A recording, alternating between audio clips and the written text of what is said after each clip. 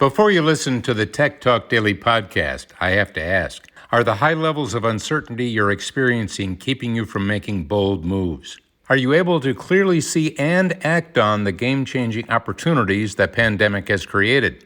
I'm Daniel Burris, serial entrepreneur, global technology futurist, and disruptive innovation expert, and right now, you have a choice to make. You can react to problems and disruptions after they happen, or you can learn to accurately anticipate disruptions before they disrupt and identify and pre-solve problems before they happen, giving you the ability to turn disruptive change into your biggest advantage. If you want to take control of your future and make a significant impact now and in the years ahead, join thousands of leaders from around the world by becoming a member of my Anticipatory Leader System, where you'll get the latest insights, processes, tools, and virtual coaching that will give you the certainty and confidence you need to actively shape a better future for you and your organization. Go to techblogwriter.co.uk and click on Daniel Burris. Welcome to the Tech Talks Daily Podcast, where you can learn and be inspired by real-world examples of how technology is transforming businesses and reshaping industries in a language everyone can understand. Here is your host, Neil C. Hughes. Welcome back to the Tech Talks Daily Podcast. We made it, gang. Here we are in December, right in the heart of the holiday season, and it's time to start those heated debates around whether Gremlins, Lethal Weapon and Die Hard are in fact Christmas movies. The jury's still out on that one, but today I want to talk about more serious matters.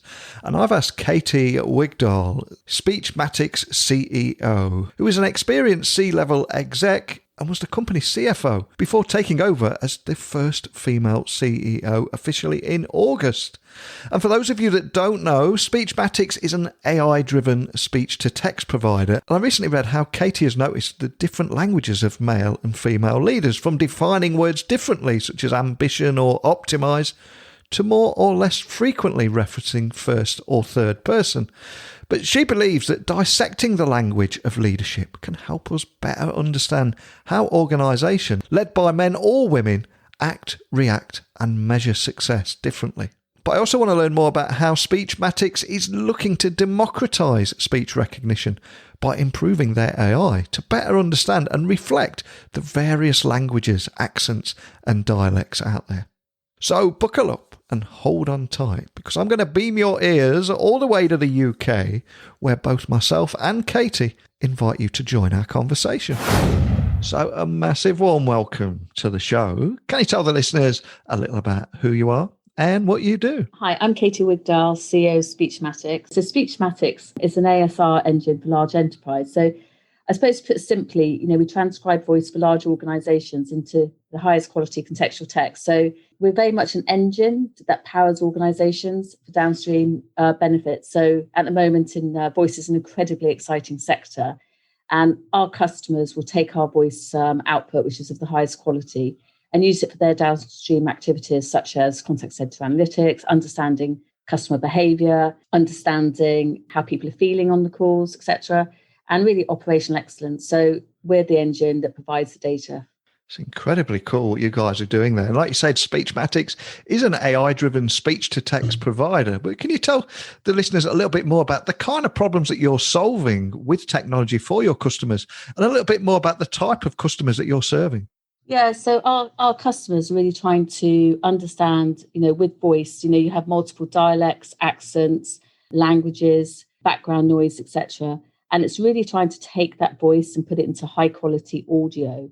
And it seems like a simple problem, but actually when you actually compound all these elements where you need accuracy of the highest quality, you need language coverage, you need to work in different areas of use cases. So across legal, medical, contact center, defense, media, captioning, actually it becomes a much more complex problem to solve. So Speechmatics, solves this. We've got over 31 commercially available languages. We've got an additional 40 in research capability. We've got, in independent trials, we're shown to be the most accurate speech recognition in the market currently. As I said, we cover multiple use cases. We're very proud to be this any context. So whereas our competitors are very much in one vertical, we go across the verticals. And we've got multiple deployment models. So where data is a huge issue at the moment, over 60% of our revenue is generated on on-premise solutions. So we're offering very much of enabling companies to actually plug us in. And those may be, leading BPOs, contact center providers. There may be defense agencies. There could be media applications. So we're across many industries and use cases. And the core part is we're very focused on what we do, and we're excellent in what we do. And we're very easy to consume. And I'm glad you mentioned the accent gap there, because it's so difficult. I think there's so many digital assistants now. They all kind of assume that you speak in a soft Californian accent. And of course, somewhere like the UK alone, an accent can change every 15 to 20 miles. So can you tell me more about the importance of closing that accent gap in AI-driven speech, especially AI-driven speech recognition technology? Yeah, we have global packs. So we have for English and Spanish now, which we've released this year, global packs. So what those packs actually do is cover those accents. So you're totally right. Accents are very similar to having totally different languages. So you may have somebody in one area of the country that has such a strong accent that, it would be indecipherable to someone in the southern, when you're starting to use voice recordings. Yeah. And other competitors of ours actually have different language packs for different areas. So, different countries, say, speaking English. So we've resolved this problem with these global packs. So people actually can run this through, really understanding the nuances of languages. And it is a very complex problem to solve, which is, why our product is incredibly sticky with our customers. We have zero churn, 100% retention. In fact, we have a high degree of expansion within our accounts, and that's very much because we're solving a problem that other people are finding very difficult. And on your website, which I went on this morning before we started this podcast, what struck me straight away is it states, don't adjust your accent so that speech recognition systems can understand you. Let us worry about that. So do you have any use cases that you could share that possibly help people listening understand more about the technology that takes language from essentially over 40 countries and tens of billions of words? Because it's incredible. Yeah, our client base is very diverse. We range from big contact centres, media, broadcast. I mentioned defence earlier, and actually we've got a range right away across. I suppose calling out some specific use cases. We work really closely with 3Play Media, with whom we just released a white paper, and they're very much about captioning and broadcast. And they're it's a really important our both live and sort of text, which has been pre-recorded. And they're using our solution actually to really have their downstream benefits. We work incredibly closely with contact centres such as Daisy and Vale. And this is really important. When people phone up, you don't know which accent they're going to be, you don't know which region of the country they're going to be, or whether. And actually, what's really important is that customer experience. So for the agent, actually using one global language pack that doesn't need to actually, before someone actually calls, know where that person's coming from, enables a seamless interaction. And another client who's incredibly important to us is Veritone. And Veritone are really interesting. We talk about one of the strengths of our solution is any context. And they really use us across many use cases. And so one product across many, use cases actually gives them a huge benefit and huge business value. They're across media, compliance, and they're able to, use our global language packs and drive huge business value. If we compare this to other providers, other providers have separate language packs for each actually accent or region. So for English, for instance, there'd be a separate language pack for Australia, for American English, or British English. So actually, this actually creates quite a lot of complexity for customers. So what we're trying to do, and very much is ease of consumption. So with the global language pack, actually is a huge differentiator for us because they can use that one language pack to really drive really strong customer experience in all spaces and all use cases. And another subject that I'd love to dive a little bit deeper in with you is that you are an experienced C-level executive and was the company's CFO before taking over as the first female CEO. And I'm curious, are there any different languages of male and female CEOs? Are there any nuances there? I'm very much not about gender, I suppose. It's about approach, and whether that's a gender-related approach, I'm not sure. What I'd say is, for me, it's all about people and culture. And, with being a CFO background, I was also across my career, worked, across many business disciplines. And coming on, it's all about business style. To me, it's all about having transparency, making sure that, the culture and values of the business are so important, providing that vision. Now, any CEO should do that. But maybe, for me, what did I bring to CEO is very much, slightly a reset and actually looking about, what are our values? What do we want to do? Why and how are we going to do this? And, as I heard recently, Julia Hanna speaking, who's, US entrepreneur, and I absolutely agree with one of the statements she made. It's about this radical empathy. You really need to understand, your company, the people who are within it. You have to understand your customers and your consumers. And actually, that is so important to me, to really sort of get in the shoes of people and walk for, a mile and actually really understand how they think and how they feel and how you create a really strong, cohesive team with people with the same, common set of purpose and belief. So I'm not a typical CFO. As I said, I've had multiple background coming originally from FMCG business. I've worked with high-level management consultancies and startups. So I've had a wide breadth of experience, but I saw very much accountancy as part of my toolkit. And coming to CEO, it's been an amazing opportunity because I've sort of worked really closely alongside the previous CEO who did an amazing job of bringing the business to where it is today. And now, take it on to the next phase is very much people. And because to me, to actually get to real scale, you've got to have, such a strong team with clear focus. And so that's very much my approach. So it's not about gender. It's very much about that tone of voice that I feel is very important. And looking at your journey, have you encountered, what kind of benefits and challenges have you encountered moving from CFO to CEO roles? Is there anything that stands out? I think it'd be fair to say tech is a very male-centric organisation. And I think it probably was a bit of a culture shock to the organisation, suddenly having a female CEO. I think I've been asked often about what type of CEO are you? And that's come from the board. We're a VC-backed business.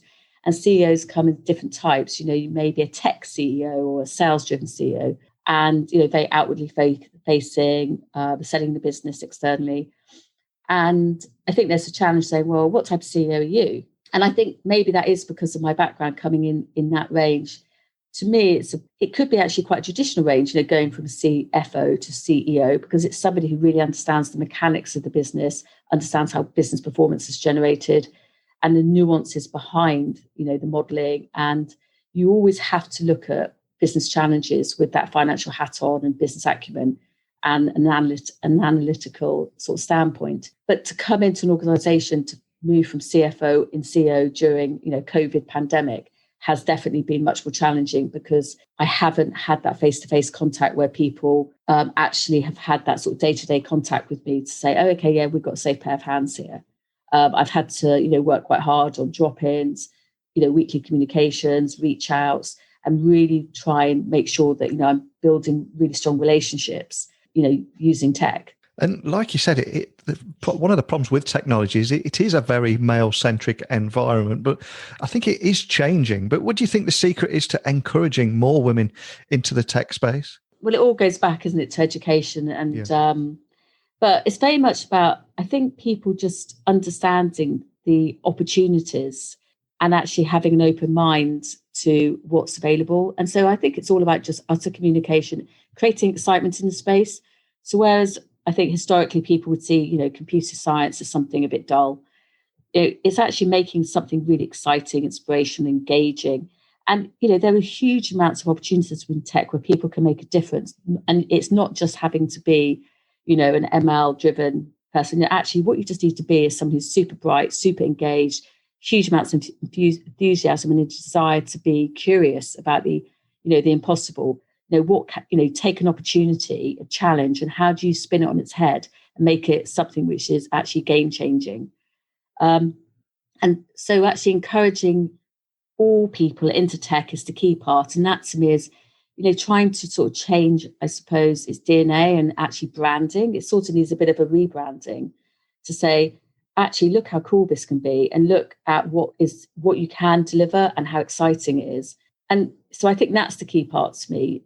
I'm going back to my early career, I joined a soap company, Unilever, they made washing powder and bleach.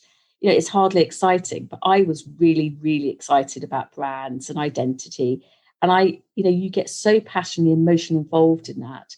And that's me. And I think that's what you need to do for tech, is get that sort of sense of encouraging people to see how really it's full of such opportunity. And many of the things aren't defined yet. So it's very much going to an open space and defining what you could do.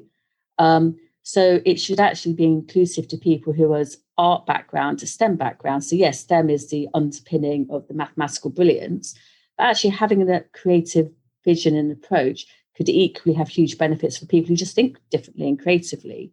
And those two minds coming together can, produce brilliant things. 2020 will be remembered as a turbulent year, shall we say, as the very least. And we are now looking towards 2021 and looking to be a little bit more optimistic about the road ahead. So I'm curious, as someone right in the heart of this space, are there any particular trends that you're noticing around speech recognition and voice tech? I think it's fair to say that speech has never been so important. So I think what's happened this year is everyone now going onto Zoom or Microsoft Teams or whatever form of video communication, is people are suddenly realizing actually being able to transcribe those conversations, understanding change of speaker, dialect, etc., is absolutely critical. And there's no need for people to get back in the office, etc. So what do I see the trends being? I think speech will continue to be incredibly important. I think the need for accuracy is increasing. Because more and more, look at doctors, doctor surgery, those types of consultations are starting to go remotely, people doing that over Zoom or on a handheld device. Actually, making sure that those conversations are transcribed with perfect accuracy will end up being a matter of life and death. I think the models will become much bigger. I think accuracy, is really important, but also some of the game-changing, speech plus features we talk about are going to be really important. So it won't be good enough just to have accuracy and speed. It is expecting, as I think I talked about before, understanding which language is being spoken, we talk about change of speaker, and making it as easy to use as possible. It is a very crowded marketplace, and that doesn't frighten us at all. In fact, it's an opportunity because it actually means that it proves the importance of speech. We know that we're pioneers in this field. And as a company that is a pioneer in that field and looking to democratize speech recognition and improve their AI to better understand and reflect those various languages, accents and dialects, what is it that excites you about 2021 and the possibilities that we could come across next year? I'm feeling really, really positive about next year. I see, we've got a great customer base and we're continuing to grow. We're talking to some really exciting prospects. But more importantly, we've got a team internally, machine learning team, who are creating amazing things. We're excited about getting new product out next year, continue to get great improvements in accuracy. And I think, it's been a year where we've continued to grow despite economic challenges. And, we continue to grow a really strong, cohesive team. So we're in a really well-placed opportunity to move forward with a really clear vision. And we've introduced a new go-to-market strategy with heavily focus on partners. And we're starting to do much more of an alpha beta release before a general release, which actually means we can get product out to the marketplace much faster, get early feedback, etc., and just create excitement within the space. So I'm feeling really super, positive about next year. It's all about really ambition, drive, energy, and focus. Well, thank you so much for joining me on the podcast today. But before I do let you go, for anyone that would like to find out more information about the work that you're doing there or reach out and contact a member of your team and continue the conversation we started today, what's the best way of doing that? Yeah, if you go on our website, there's a link to be able to contact us. So that's speechmatics.com. And I'll be really looking forward to engaging with anyone who'd like to have any further information. We're also on LinkedIn, so please follow us on there. We release quite a lot of, sort of thought, innovation material, and so actually you can download white papers to understand much more about our technology. So the thought leadership work on the LinkedIn's there. So follow us LinkedIn, social, Twitter.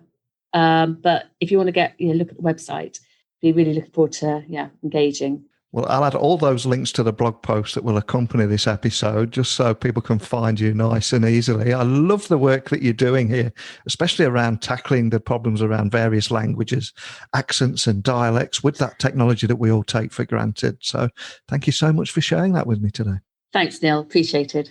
Wow, I learned so many things there about things that I'm guilty of not thinking enough about, such as the differing languages of male and female leaders and encouraging more women into the world of technology, and that human-centered leadership, and the importance of closing the accent gap in AI-driven speech recognition technology, especially when so many of those digital assistants that we talk to every day almost expect a Californian accent. But as always, let me know your thoughts on any of the topics that we covered today. And indeed, if you would like to come on the podcast or if you've got any questions, simply send me an email, techblogwriter@outlook.com. If you want to work with me, whether it be outsourcing your business blogs or me helping you launch a podcast, we can do all that too. And you can find that and over 1,400 interviews with tech leaders over on my website, techblogwriter.co.uk.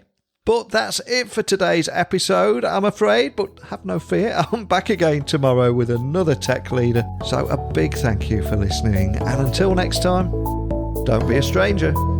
Thank you for listening to the Tech Talks Daily Podcast with Neil C. Hughes. Remember, technology works best when it brings people together.